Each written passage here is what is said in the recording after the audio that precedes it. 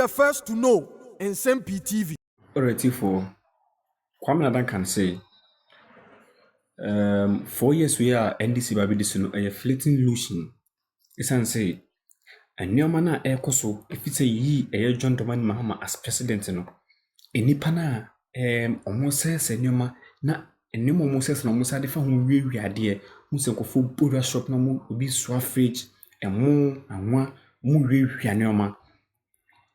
Ne no ano say John Domani Mahama waye ahwehan na the hawks omo wo soro honom na eden mono ayi say onjama ayi no yutu ne de enye sa ne mani nyina ana Kwame Sefa kan say oh John Domani Mahama ba kasa afa ho be say 2 days ago no say enye no kore o say enye no kore na nyoma koso wo ye o man ne mo no NDC ba betena so no afini ye baba be hunu nyoma chance o see NDC for na kasa on watch the show mutim say on be cause mayhem e your mind mu na o see John Domani Mahama ana share sa na say emra ye koto ba ni obi ye interview bu say na say se wan we ni no say I didn't tell me say se man we ni mentia say se man we ni mentia say o say ho ana sa na money na sha say free ti fu mu kunkuti Kwame Duncan emra na ni abre na otutu bi edemane we I would just say nyoma na ekoso ni na no ifiri momenti na say are you able to tell me Kwame they had been sacked up, the NDC had been sacked up, whether good or bad they were going to visit him because see when he was interviewed there I say na say I prepared there abana rokwan nkukuba bajatum asa I dem mamejitum wo onya transparent I dem mamejitum wo oya intimidation and see from the very outset he was not ready to tell the Ghanaian people there sovereignty resides in you. And in that interview, he was not forthright. He was not forthcoming. They take a cue from it. They say, Kwame, I can assure you that there are the hawks among them. What could from there? But I allow them. Let them vent out. And I'm sure there are even the hawks who are even inciting them to do further, to go further, to target some other areas. Because Kwame, sir, obi in Shamwechi, one Shamwechi, want to munya the Makukudru. They beg no one wants me to walk attack. Ya to a bow, a back a care. There, you did painful. No suicide. No suicide. It's it. Mama Chris doing that. Oh yeah, a fleeting illusion. This 4-year term is a fleeting illusion. But police before, why are then? Kwame Criminal. Bamba for why you man? Yeah. My brother Kakraba IGP me pension. My brother Kakraba Dr. Akufu Dampare. Mabona bado nje share oye before enduring. Na no kwasam pa de mekacho anka mreda. Pa da wangasa ehwe o intelligence information anya enna mawesisi all of that. I'm sure you will be number one to have these matters come to your attention. On post-election security issues. Kwame, I think that IGP, post-election. They are to Abaneri. Kwame, and I'm telling you that many Ghanaians have been on the tenterhooks. Many. Last year then. So that my worry on care that was a Bangasa, who I will drive for car crowd and Sometimes people ask, is this route safe? People are asking. Are they coming to our area? People are asking. Then yet to Abe we find ourselves in a state of insecurity. Is that what it is? Yet to Abe painful. In a state of insecurity. You are unsettled. Where you can go, where you cannot go. Yet to Abe. And see, about none to in the nature, somehow where could do the last 4, 5, 6 days. Brother, this I have been forthright on this big platform. One more to IGP, Juma ye, this period that you have been in office. But no question, Makacho, murder there. Yet to Abe, my NDC, my wire, what good warrior. Onumumpa, the Makacho there, Ankoye. Ankoye. ABC 8 years ago, 2016, your then party chairman, Freddie Blay, once one free to trust him, he justified it. Said they were protecting state property. Kwame now.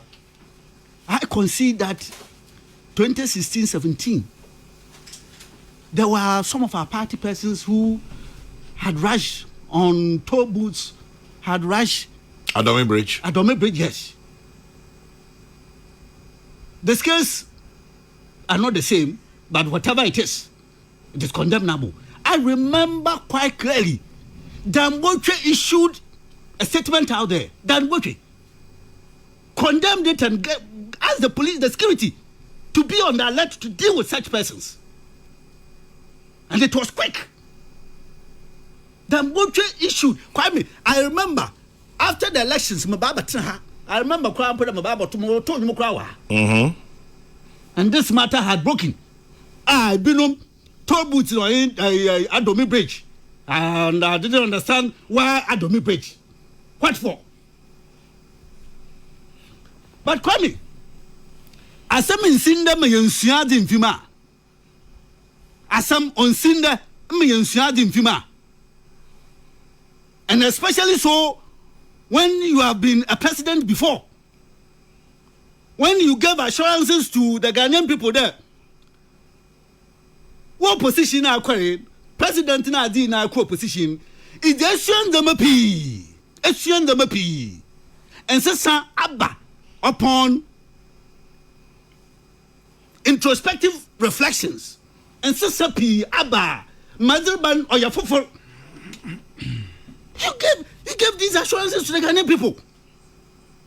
And so anybody comes on the stage and then begins to justify what we are seeing the last 4 or 5 days on the basis there 2016 you have some MPP people attack toll booths and then also go to the Adome Bridge.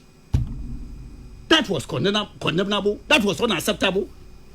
If you compare the scales, they are not the same. But whatever it is,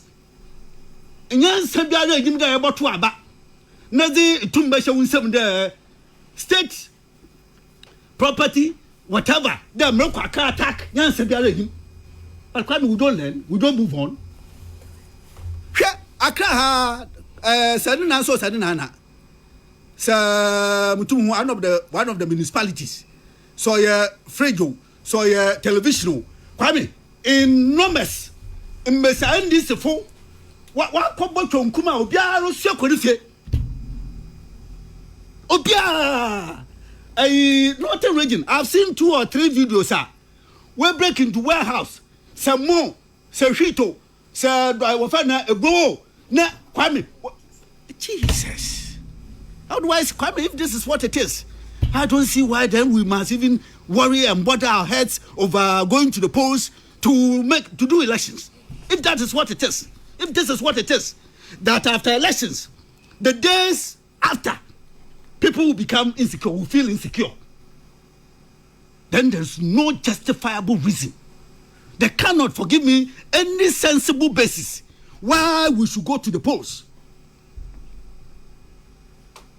Now, that said, what somehow the Abonipo first transitional meeting today.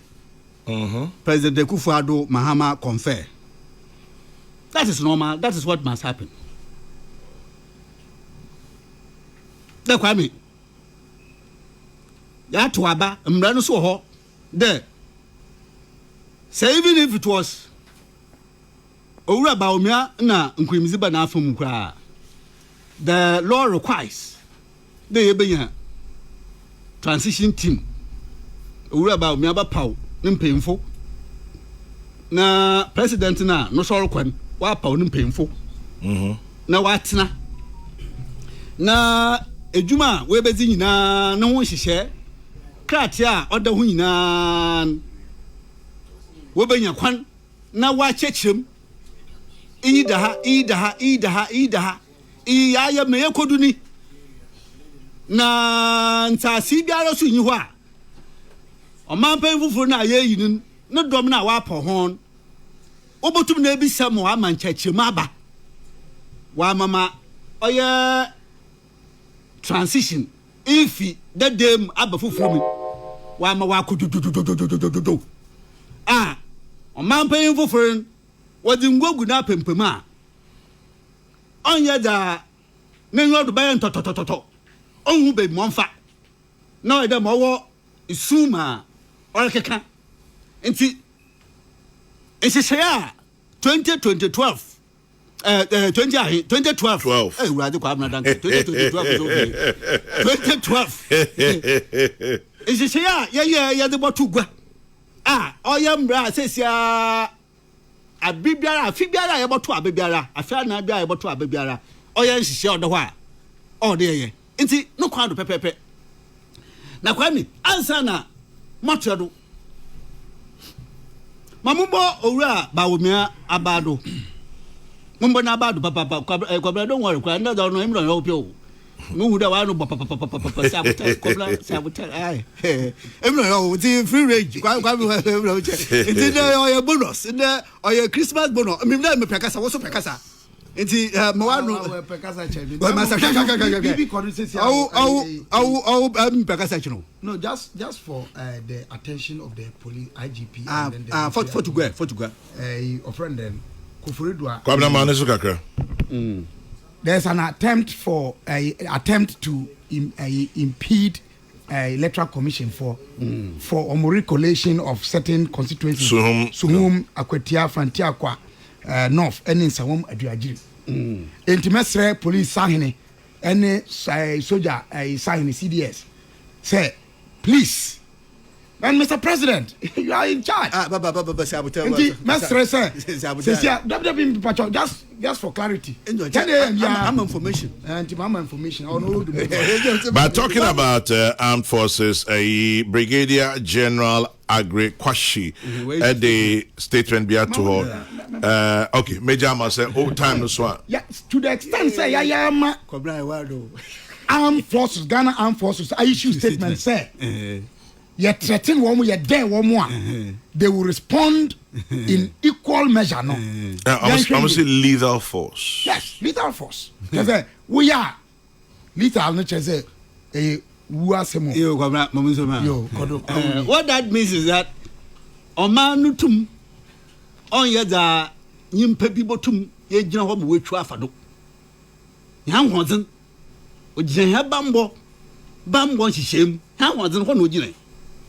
Na Kwame dem na make am say me bo Bawumia na abado in fact on chebia you will be honored one day very soon.